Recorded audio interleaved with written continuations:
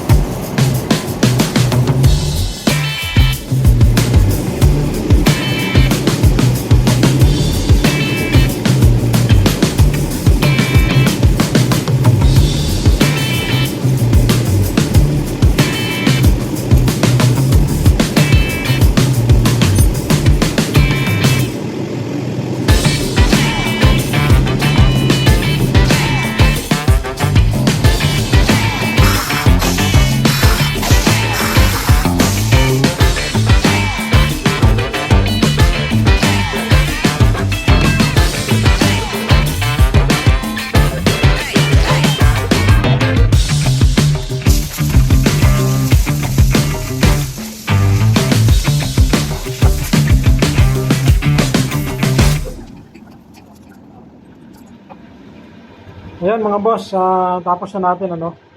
Hindi ko na naipakita kanina kasi nagkalat yung cable natin dito ano. Ayan kalat-kalat ako. So late na tayong uuwi pero nag-out na tayo sa trabaho natin. Natapos na rin natin. So ito, tinemporary ko dito dahil gabi na. Ayusin na lang natin yung kanyang linya. Ayan, mapapansin nyo. So yan naman yan yung ginawa natin. Ito yung ground niya. Malinis pa rin, kaya nga lang, ayoko kasi nung may ganito. So, inano ko lang, tinemporary ko kasi gabi na. Ayusin na lang natin pag nasa bahay na tayo. So, ipapakita ko sa inyo yung ginawa natin ito. Ito na yung final natin. Ito yung ating 3-way switch. Tapos, ito yung ating on-off. Ayan o, ayan, on-off. So, pagka in-off ko yan, wala siyang lalabas na ilaw. No? Ayan o, wala. Kahit pindutin nyo to wala. Ayan o. So, wala. Ngayon, i-on natin yan. Ayan. On natin yan. So, magkakaroon na ng ilaw yan, mga boss. Ayan. So, ayan o. Ayan. Ayan. Meron na rin siyang high. Yan yung TDD natin. Tapos, meron na siyang passing. Ayan. May passing na siya. Kailangan naka-on. Nagpa-passing tayo. Gumawa tayo ng passing na yan o. Yung passing natin. So, ayan yung final natin mga boss, no? Ayan na yung ating mini driving light na TDD. Nakaayos na siya. Ayan. So, tingnan nyo naman. Tingnan nyo yung itsura. Ayan. So, yung bracket natin, yung ginamit natin is yung original pa rin natin dati pa rin. Ayan. So, ayan yung ating, may bolt yan. Tapos sa ilalim, sa T-post natin, ayun o, nakakapit. Ayun o. So, ayun yung ginawa natin, nakakapit ko sa T-post. Ayan yung ating mini driving light na TDD. Medyo pasensyaan nyo na muna kasi nagmamadali tayo, nasa trabaho pa tayo, mag-out pa nga tayo eh. So, nagkalat pa yung gamit natin, magliligpit pa tayo. Ayan yung ating mini driving light, no? Ipapakita ko rin sa inyo yung diagram niyan, mga boss. Ayan. Ito yung ating on-off. Pagka in-off natin to, makikita nyo, mamamatay yan. Ayan. Pag binuhay natin, mabubuhay yan. Tapos ito naman yung 3-way switch. Ayan. Ayan. Ito, magpapasing yan. Kita nyo mga boss. Ito yung ginawa natin. Tayo lang ang gumawa nitong passing light na to. No? Tayo lang nakaisip nito. Kasi nakita ko to sa mga video okay machine. Ganyan yung mga nandun. So ito yung ating Honda Blade na nilagyan natin ng mini driving light, no? So ito na yung pinaka ano natin, matetesting natin ito mamaya. Ito yung kanyang bato ng liwanag, yung liwanag na. I-eye natin. Ayun, no? So tingin ko naman nakaayos na to. Lalakas na yung natin sa gabi. Matetesting natin to ngayon. Alright. Sana magustuhan nyo yung video natin mga boss, no? At makatulong kahit pa paano sa inyo yung ginawa nating mini driving light tutorial, Ayan, dito sa Honda Blade natin. Ayan. Yan po yung ating mini driving light installation, yung tutorial natin. So, ayan mga boss, maraming salamat at hanggang sa muli. Ayan, good day mga boss, no? At ipapakita ko sa inyo yung ginawa nating diagram na mini driving light, no? Ito yung in-install natin mga boss. Ang makikita nyo rito sa aking ginawa, no? Ito yung diagram niya. So, kinomputer na natin. Tayo na yung nag-computer. Ginawa natin sa laptop, no? Ito yung MDL natin, yung dalawa. Tapos makikita nyo yung high and low. Tapos yung ground. Ayan, ganun din sa kabila. Tapos mapapansin nyo yung itim na linya na yan. Ayan, papunta doon. So, kaya ko yan nalagyan ng ganyan. Ibig sabihin, papunta yan sa negative side ng battery. Ayan. Tapos, dito, yung high natin, magsasamahin nyo yan. Ayan, no. Tapos, pupunta yan naman dito sa high ng ating 3-way switch, no. Ngayon, bahala na kayo dito sa 3-way switch kung alin yung gusto nyong maging high and low sa dalawang yan. Basta yung common, tatandaan nyo, hanapin nyo lang yan. Minsan kasi kulay itim, minsan naman kulay pula, no. So, depende po yan sa wiring nitong 3-way switch. Ayan, no. Tapos ito yung relay. Makikita nyo rito yung 30, 85, 87, 86. Yung gitna, kahit wag nyo na kung 5 pin yun, number 87 din yun. Ayan, balik tayo rito. Ang susunod natin is yung low. Pagsasamahin nyo rin po yung low. Ayan, punta rito. Ayan yung kulay blue. Tapos, kukonect naman yan dito sa 3-way switch natin na low. Dito natin ilagay, no? Tapos, yung common natin is papunta naman ng 87 sa relay. Ayan, sa relay natin, no? Ayan, lagi nyo tatandaan na yung 30 is papunta ng positive side ng ating battery. Ayan. So, ito yung battery. Ito yung fuse. Ito yung linya. Ito yung positive. So, pupunta yan dito sa 30. Tapos, yung 85 natin, depende na lang ko sa inyo kung alin yung kukunin nyo, kung 85 o 86. Papunta dun sa negative side ng ating battery. So, nakalagay po sa atin dito, mini driving light, battery operated. No? Ayan, no? So, nilagyan na rin natin ng pangalan. Baka sabihin, copyright natin. So, hindi po yan. Tayo po nag-isip nito, no? Tayo po yung gumawa nito. Kasi, bilang isang technician at electrician, kabisado naman natin yung linya ng kung ano yung function ng bawat isa na to, no? 3-way switch, relay. So, kabisado natin yan. At yun naman yung gawain natin sa mga makina, no? At dito, balik tayo dito mga boss, no? Balikan natin to. So, pagkagaling dito sa common, papunta dun sa 87, yung number 86 ni relay, pupunta yan dito sa ginawa nating on-off switch. Ayan, no? Ayan, yan yung importante dyan mga boss. So, sa mga hindi nakakaalam, kapag itong 30, wala kayong on-off switch, at naka-connect naman to sa inyong susian, so, okay lang yon kapag pinatay yung susi. Pero pag nakalimutan nyo yung susi nyo, matik po na discharge yung battery ninyo. O kaya naman kung halimbawa, yung itong linya na to is nakakonect pa rin sa positive, wala kayong on-off, at direct yan.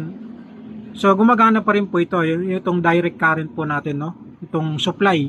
Kasi umiikot po dyan yung kuryente kahit na hindi po yan naka-on. At makikita nyo dito sa relay na mayroong ilaw yan. Ibig sabihin, buhay po, kinakain nyo po yung kuryente rito sa ating battery. So possible ma-discharge yung battery ninyo kapag hindi nyo namalaya na itong relay nyo is naka-on, no?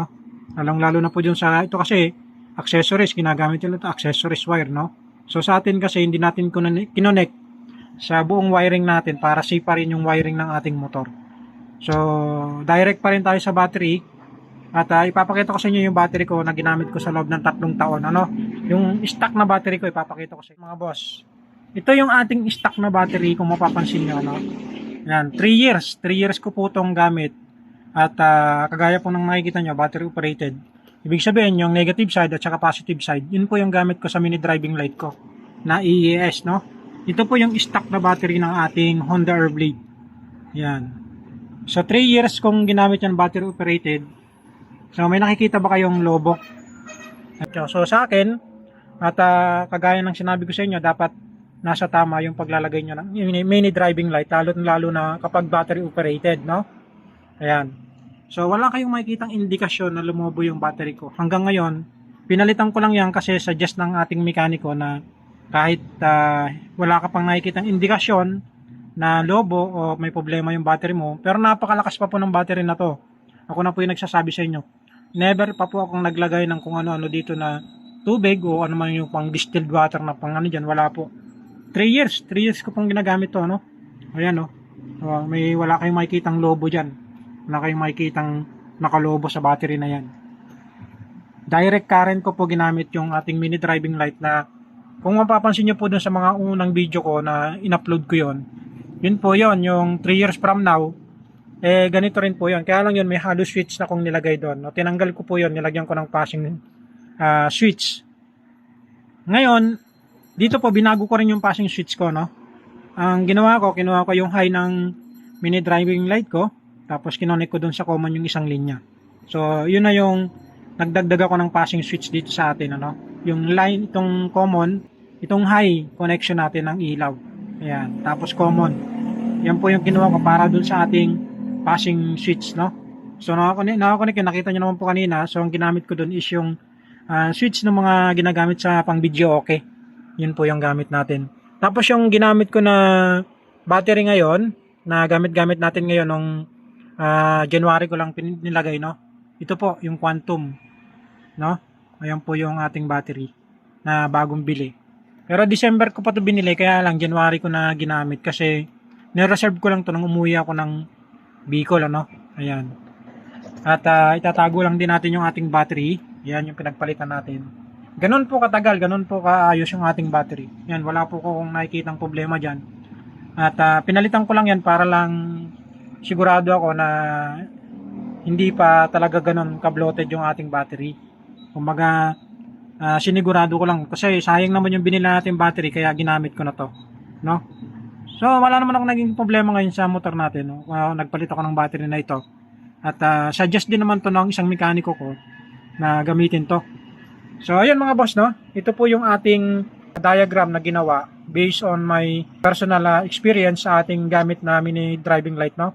Ito po yung aking batayan at ito po yung masasabi ko sa inyo na isa sa ginagamit natin na pangmatagalan kung talagang kabisado nyo yung linya at gawin nyo lang po yung nasa sarili nyong idea, no?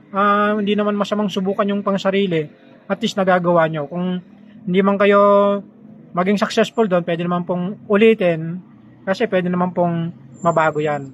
So yun po yung sa akin, no? At yun, maraming salamat mga boss na sa mga sumusubaybay sa ating channel at mga nagko-comment. So mag-comment lang po kayo para meron po akong may isasuggest para sa inyo kung ano man po yung pwede natin gawin, ano. Shoutout na lang din sa lahat-lahat ng aking mga taga-subaybay dyan, no? Mga subscriber ko at yung mga nasa probinsya, nasa abroad. Shoutout po sa inyong lahat.